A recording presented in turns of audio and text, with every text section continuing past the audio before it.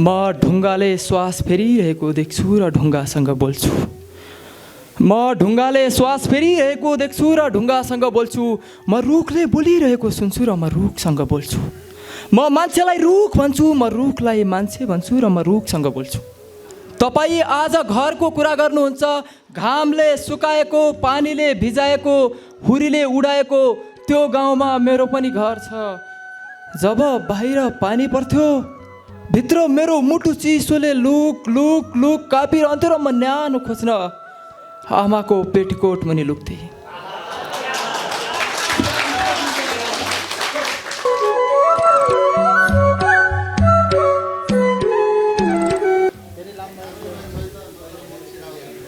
मनलाई राखेर म यहाँ आइपुगेको छु रारामा। म यहाँ आइपुगेको छु मनलाई राखेर रारामा। कतिले चिन्नुभयो, कतिले चिन्नु भएन, सबलाई राखेको छु यी आँखामा। आमालाई मुटुमा राखेर आए, बालाई राखेको छु फोक्सोमा। आमालाई मुटुमा राखेर आए, बालाई राखेको छु फोक्सोमा। देशलाई राखेको छु छातीमा। तपाईँलाई पो लोकतन्त्र र गणतन्त्र आयो, मेरी आमाको जीवनमा आएको छ उही डोको र नाम्लोमा। मेरो जीवनको आमा आउँदै, मेरो आमाको जीवन आइरहेको छ उही डोको र नाम्लोमा। हार्दिक आभार। कवि र कविताका बारेमा बोल्ने हैसियत कुनै दिन भयो भने बोलौँला। भनेअनुसार पहिलो चरणको एउटा कविता। हजुर, एउटा कविता जाओस्। यो कविताको शीर्षक हो 12 म। अलि डर लागेको छ, स्वयं गुरु हुनुहुन्छ यहाँ।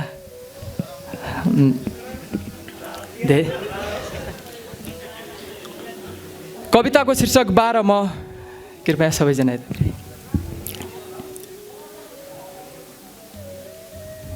म ढुङ्गाले श्वास फेरिरहेको देख्छु र ढुङ्गासँग बोल्छु। म ढुङ्गाले श्वास फेरिरहेको देख्छु र ढुङ्गासँग बोल्छु। म रुखले बोलिरहेको सुन्छु र म रुखसँग बोल्छु। म मान्छेलाई रुख भन्छु, म रुखलाई मान्छे भन्छु र म रुखसँग बोल्छु। म ढुङ्गाले श्वास फेरिरहेको देख्छु र म ढुङ्गासँग बोल्छु। म रुखले बोलिरहेको सुन्छु र म रुखसँग बोल्छु। म मान्छेलाई रुख भन्छु, म रुखलाई मान्छे भन्छु र म रुखसँग बोल्छु। मलाई मान्छे नबन्नु, मलाई रुख भन्नु, म रुख हुँ। मेरो साथी रुख हो, म रुखसँग बोल्छु। मेरा बाले यी मान्छेहरूलाई मान्छे भने, यसैले यी मान्छेहरू मेरा बालाई मान्छे भन्दैनन्। मेरा बाले यी मान्छेहरूलाई मान्छे भने, यसैले यी मान्छेहरू मेरा बालाई मान्छे भन्दैनन्। मेरा बा यी मान्छेहरूलाई मान्छेमा गन्नुहुन्छ, यसैले यी मान्छेहरू मेरा बालाई मान्छेमा गन्दैनन्। यसैले त म मान्छेलाई रुख भन्छु र मान्छेलाई रुखमा गन्छु। जब म रुखसँग बोल्छु, जब म रुखसँग बोल्छु, जब म रुखसँग बोल्छु, रुख हाँसिरहेको देख्छु। जब म रुखसँग बोल्छु, म रुख हाँसिरहेको देख्छु। जब रुख आफ्नो शरीरको बोक्रा च्यातिने गरी हाँस्छ, तब म जीवनभर हाँस्न नसकेको मेरा बाको ओठ र मुस्कान दुवै सम्झिन्छु। जब म रुखसँग बोल्छु, जब म रुखसँग बोल्छु, रुख हाँसिरहेको देख्छु। जब रुख आफ्नो शरीरको बोक्रा च्यातिने गरी हाँस्छ, तब जीवनभर हाँस्न नसकेको मेरा बाको ओठ र मुस्कान दुवै सम्झिन्छु। म रुखसँग बोलिरहन्छु, बोल्दा बोल्दा मेरा सारा दुःख पोख्छु। म रुखसँग बोल्दा बोल्दा मेरा सारा दुःख रुखसँग पोख्छु। दुःख पोख्दा पोख्दा मेरा आँखाबाट आँसुको धारा बग्छन्। मेरा आँखाबाट बगेका आँसुका धाराहरू रुखले पिउँछ र भन्छ, अझै बगाऊ कति छन् तिमीसँग आँसु, अझै बगाऊ कति छन् तिमीसँग बग्न नसकेका तिम्रा आँसु। अझै बगाऊ कति छन् तिमीसँग तिम्रा बग्न नसकेका आँसु। मलाई यसो भन्ने रुख भन्दै गर्दा आफ्नो रुखको, मलाई यसो भन्ने रुख भन्दै गर्दा आफ्नो हाँगाको पातबाट ठुलो थोप्पा आँसु खसाल्छ र मेरो सुकेको निधार भिजाउँछ। मलाई यसो भन्ने रुख भन्दै गर्दा आफ्नो हाँगाको पातबाट ठुलो थोप्पा आँसु झार्छ र सुकेको मेरो निधार भिजाउँछ। यति बेला म वर्षौँ पहिला मेरा बाको आँखाबाट खसेको ठुलो थोप्पा आँसु देख्छु र भिजाएको मेरो यो अभागी निधार सम्झिन्छु।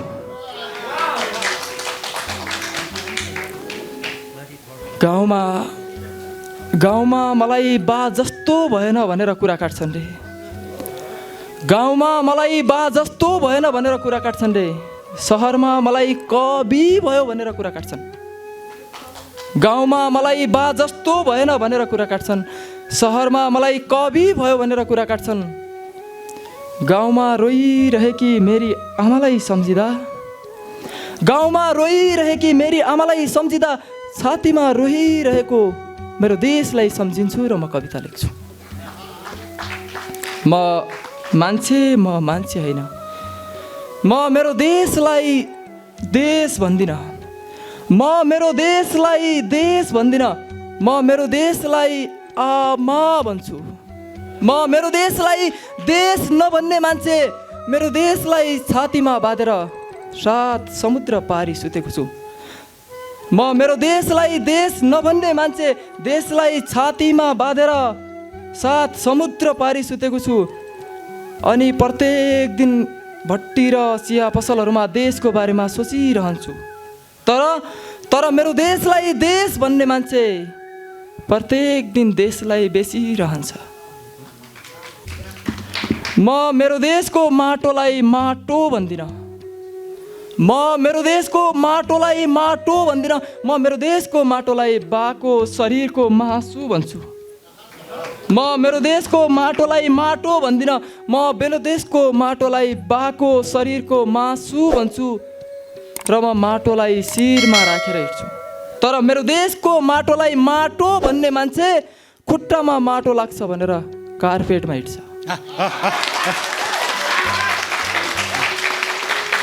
म मेरो देशको माटोलाई माटो भन्दिनँ। म मेरो देशको माटोलाई बाको शरीरको मासु भन्छु। म मेरो देशको माटोलाई माटो नभन्ने मान्छे माटोलाई शिरमा राखेर हिँड्छु। तर मेरो देशको माटोलाई माटो भन्ने मान्छे मेरो देशको माटो खुट्टामा लाग्छ भनेर कार्पेटमा हिँड्छ। म मेरो देशको धरतीलाई धरती भन्दिनँ। म मेरो देशको धरतीलाई धरती भन्दिनँ। म मेरो देशको धरतीलाई मेरो शरीर भन्छु। म मेरो देशको धरतीलाई धरती भन्दिनँ। म मेरो देशको धरतीलाई मेरो शरीर भन्छु। म मेरो देशको धरतीलाई शरीर भन्ने मान्छे मेरो देशको धरतीलाई छातीमा बाँधेर खाडीमा घाममा सुतेको छु। म मेरो देशको धरतीलाई धरती नभन्ने मान्छे मेरो देशलाई छातीमा बाँधेर समुद्र पारीको खाडीमा सुतेको छु। तर मेरो देशको धरतीलाई धरती भन्ने मान्छे मेरो देशको धरतीलाई बैङ्कमा राखेर सिंहको जस्तो दरबार र बालुवाको जस्तो टारमा मस्तले सुतेको छ।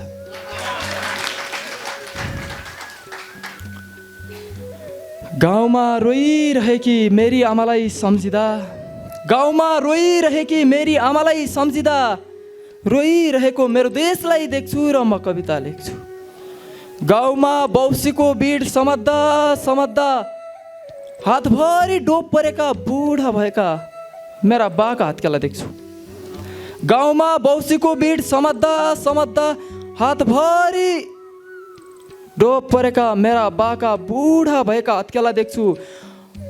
अनि देशमा मेरो देशको मालिकले भ्रष्टाचार गर्दा गर्दा देशको छातीमा दुखिरहेका ठुला ठुला घाउ देख्छु र म कविता लेख्छु। वाह, दुखिरहेको मेरो देश देख्दा मैले कविता लेख्दा म छोरो बहुलाउँछु भने म छोरोले सुध्रिन कसको कविता लेख्नुपर्छ? गाउँमा मेरा बा छोरो बहुलायो भन्नुहुन्छ अरे। गाउँमा मेरा बा छोरो बहुलायो भन्नुहुन्छ अरे। अनि मेरी आमा छोरो बिग्रियो भनेर रात र दिन दुवैलाई रोएर काट्छिन् रे। गाउँमा मेरा बा छोरो बिग्रियो भन्नुहुन्छ अरे। अनि मेरी आमा छोरो बिग्रियो भनेर रात र दिन दुवै रोएर काट्छिन् रे। आमा, हजुरलाई रोइरहेको हजुरको आँखा सम्झिँदा, आमा हजुरलाई रोइरहेको हजुरको आँखा सम्झिँदा छातीमा रोइरहेको मेरो देश देख्छु र म देशको कविता लेख्छु। यो देशको कविता लेख्दा म छोरो बिग्रिन्छु भने भनिदिनुहोस् न म कसको कविता लेखुँ? बा हजुरका हातभरि परेका डोबहरूलाई सम्झिँदा, बा हजुरका हातभरि परेका डोबहरूलाई सम्झिँदा मेरो देशको छातीमा मेरो देशको मालिकले भ्रष्टाचार गरेर दुखाइरहेका ठुला ठुला डोब देख्छु र म कविता लेख्छु। बा भनिदिनुहोस् न दुखिरहेको मेरो देशको कविता लेख्दा म छोरो बहुलाउँछु भने मैले राम्रो हुन कसको कविता लेख्नुपर्छ? बा देशको कविता लेख्दा म छोरो बहुलाउँछु भने भनिदिनुहोस् न म कसको कविता लेखुँ? बा त मलाई बुझ्दैनन्, बा हजुर भनिदिनुहोस् न। बा त मलाई बुझ्दैनन्, बा हजुर भनिदिनुहोस् न। अब म छोरो कसको कविता लेखुँ? अब म छोरो कसको कविता लेखुँ? अब म छोरो कसको कविता? यो कविताको शीर्षक हो आज। लगभग 13 मिनटको कविता छ। म एकदम छिटो सिद्ध्याउनु छु। श्रद्धाले यहाँहरूका शिरमा यो पाउले सुन्न सकु यति मात्रै भनेको छु। धैर्य गरेर अगाडिको कविता सुनिदिनु भयो। यो कविताको शीर्षक हो आज। तपाईँ आज घरको कुरा गर्नुहुन्छ। तपाईँ आज घरको कुरा गर्नुहुन्छ। हुरीले उडाएको, पानीले भिजाएको, घामले सुकाएको त्यो गाउँमा मेरो पनि घर छ। तपाईँ आज घरको कुरा गर्नुहुन्छ। घामले सुकाएको, पानीले भिजाएको, हुरीले उडाएको त्यो गाउँमा मेरो पनि घर छ। जब बाहिर पानी पर्थ्यो भित्र मेरो मुटु चिसोले लुक लुक लुक कापिरहन्थ्यो र म न्यानो खोज्न आमाको पेटिकोट मुनि लुक्थेँ।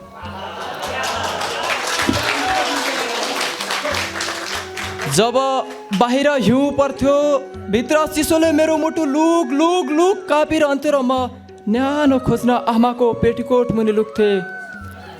हरेक रात म आमाको पेटिकोटलाई आधा बिछ्याएर आधा ओढेर सुत्थेँ। तर तपाईँ आज महँगा कपडाको कुरा गर्नुहुन्छ। जब ती रातहरूमा जोर जोरले हावा चल्थ्यो मेरो घरको छत आधा उडाएर लिन्थ्यो। जब ती रातहरूमा जोर जोरले हावा चल्थ्यो मेरो घरको छत आधा उडाएर लिन्थ्यो। कलिला मेरा आँखालाई आकाशबाट चम्किला ताराहरूले गिज्याइरहन्थे। यति बेला मेरी आमा आफ्नो हातले मेरो टाउको सुमसुम्याउँदै भन्नुहुन्थ्यो, हे भगवान् आजको रात केही नहोस्, भोलि बिहान मात्रै होस् यो घरको छतमा म भन्दा ठुला ढुङ्गा राख्छु। जब ती अँधेरा रातहरूमा जोर जोरले आकाश कराउँथ्यो, जब ती अँधेरा रातहरूमा जोर जोरले आकाश कराउँथ्यो मलाई घर नजिकै बन्दुक पड्काए जस्तो लाग्थ्यो र म लुक्न आमाको पेटिकोट मुनि जान्थेँ। यति बेला पनि मेरी आमाले भन्नुहुन्थ्यो, हे भगवान् आजको रात केही नहोस्। जब बिहानको सूर्य आउँथ्यो मेरो घरभित्र उज्यालो दिन किरण आउँथ्यो। यति बेला मेरी आमा खुसी हुँदै भन्नुहुन्थ्यो, आजको दिन यसरी नै चलोस्। जब बर्सात लाग्थ्यो धरती नै बगाउने गरी पानी पर्थ्यो मेरो घरभित्र पानीको ताल हुन्थ्यो। यति बेला म लुक्नलाई कोही ठाउँ नपाएर मेरी आमाको काँधमाथि चढ्थेँ। यति बेला पनि मेरी आमाले भन्नुहुन्थ्यो, हे भगवान् आजको दिन केही नहोस्। यसरी नै बिते त्यो गाउँमा मेरी आमाका 44 वर्ष। प्रत्येक दिन आज भगवान् र विपत्ति बाहेक केही आएर, तर तपाईँ आज यी मान्छेहरूको कुरा गर्नुहुन्छ। यसरी नै बिते मेरी आमाका त्यो गाउँमा 44 वर्ष, तर तपाईँ आज छिमेकीको कुरा गर्नुहुन्छ।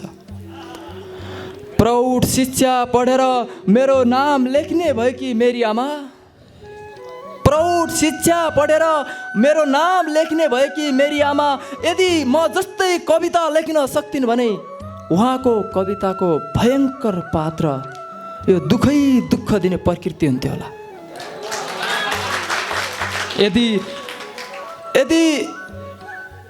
लेख्न सक्थिन् भने मेरी आमा, यदि लेख्न सक्थिन् भने मेरी आमा, मैले म छोरो बन्न मेरी आमाले बगाएको रगतको मात्रा लेख्थिन् होला।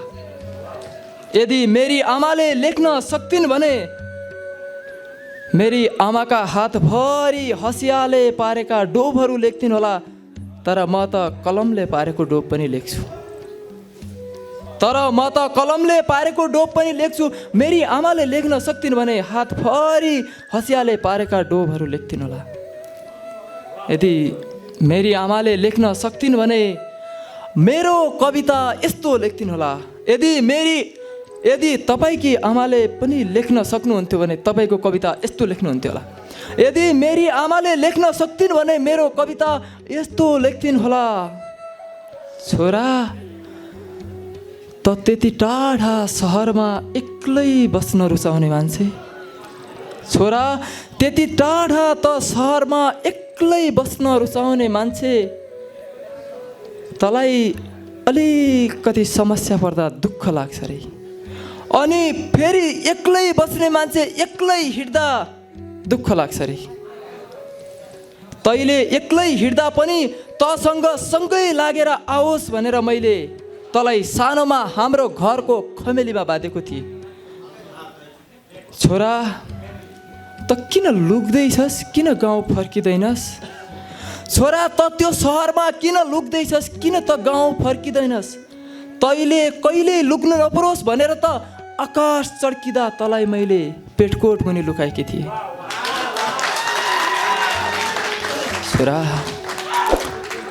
छोरा मलाई त नजिकमा बसेको मनपर्छ लाटा, अनि तैँले औँला सहित मेरो हातको भात खाएको मनपर्छ। तर तँलाई त आज यहाँको भात होइन उतैको मिठो लाग्छ रे, जसलाई त दिन रात पुकारेर बस्छस्, सायद तिनै हुनेवाली तेरी। सायद मेरी आमाले लेख्न सक्थिन् भने मेरो घरको कविता यस्तो लेख्थिन् होला।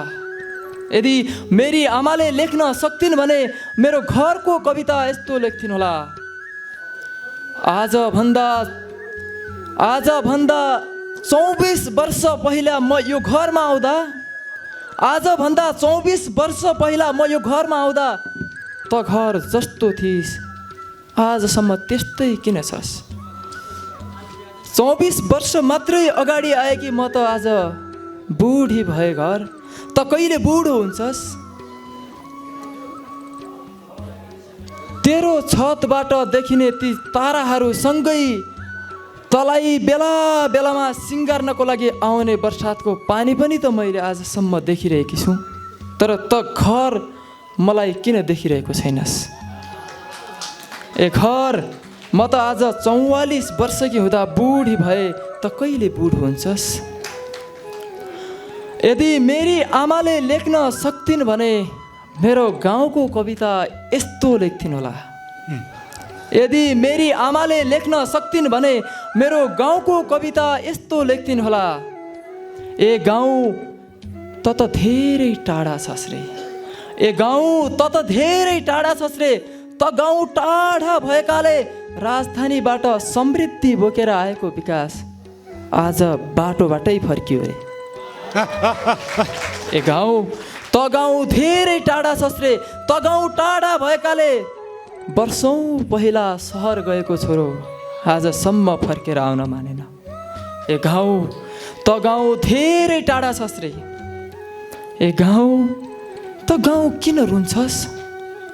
ए गाउँ त गाउँ किन रुन्छस्? तेरो साथी त म छु, मेरो साथी को छ? ए गाउँ त गाउँ किन रुन्छस्? तेरो साथी त म छु, मेरो साथी को छ?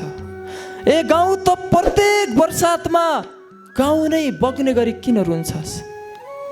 तैँले एक बर्सातमा मात्रै रोयो भने पनि यो गाउँको सबै माटोले तँलाई सम्झिन्छ, तर म 44 वर्षदेखि रोइरहेकी मलाई कसले सम्झिन्छ? सायद मेरी आमाले लेख्न सक्थिन् भने मेरो गाउँको कविता यस्तो लेख्थिन् होला। यदि मेरी आमाले लेख्न सक्थिन् भने आज मेरो देशको कविता यस्तो लेख्थिन् होला। यदि मेरी आमाले लेख्न सक्थिन् भने मेरो देशको कविता यस्तो लेख्थिन् होला। ए देश त भगवान जन्मेको देश, तर त आज किन राक्षसहरूलाई जन्म दिँदैछस्? ए देश त आफ्नो देशको लागि ज्यान दिने सपुतहरू जन्माएको देश, तर त आज किन देश बेच्ने सपुतहरूलाई जन्म दिँदैछस्? ए देश त माताहरू जन्मेको देश, ए देश त माताहरू जन्मेको देश, तर त आज किन आफ्नै देशलाई बेच्ने मातालाई जन्म दिँदैछस्? यदि मेरी आमाले लेख्न सक्थिन् भने मेरो देशको कविता यस्तो लेख्थिन् होला। म जस्तै मेरी आमाले लेख्न सक्थिन् भने, म जस्तै मेरी आमाले लेख्न सक्थिन् भने म जन्मेको रात लेख्थिन् होला। तपाईँ जस्तै तपाईँकी आमाले लेख्न सक्थिन् भने तपाईँ जन्मेको रात लेख्थिन् होला।